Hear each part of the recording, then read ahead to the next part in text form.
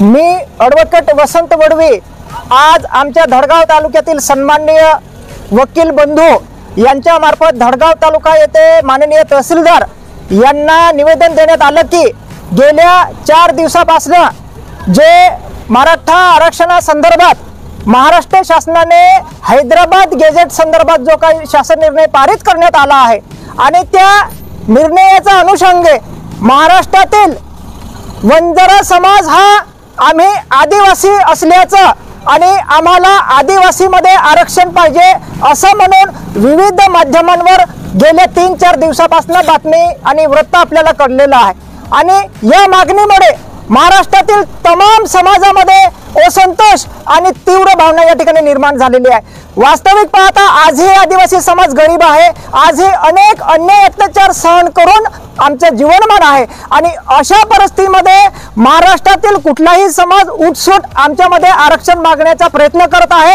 याच्यामुळे समाजामध्ये प्रचंड असा तीव्र रोष व्यक्त करण्यात येत आहे आणि या मागणीमुळे समाजामध्ये भविष्यामध्ये तेढ निर्माण होण्यासारखी परिस्थिती निर्माण होत आहे।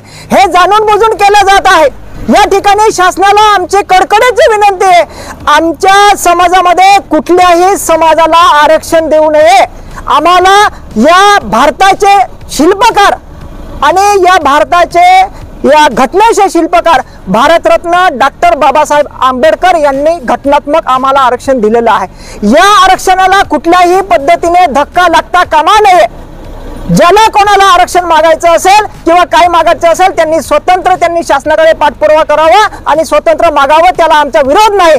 परंतु जर आदिवासी समाजामध्येच अनुसूचित जमातीमध्येच आम्हाला आरक्षण मागत असेल असं म्हणून शासनाला दबाव टाकत असेल किंवा असं म्हणून बेकायदेशीर मागणी करत असेल तर तमाम समाज रस्त्यावर उतरून रस्ते बंद केल्याशिवाय राहणार नाही। ही शासनाला आम्हाला कडकडीची विनंती आहे, आमचे भावनेचं कदर करावं आणि असा चुकीचा आमच्या समाजावर अन्याय होईल असं कुठल्याही समाजाला आरक्षण देऊ नये किंवा आमच्यामध्ये बोगस घुसखोरी करू नये, ही आमची कडकडीची आव्हान आहे। जर असं चुकीचं पाऊल उचललं तर याची किंमत शासनाला मोजावी लागेल, हे आम्ही या ठिकाणी ठामपणे छाती ठोकपणे सांगतो।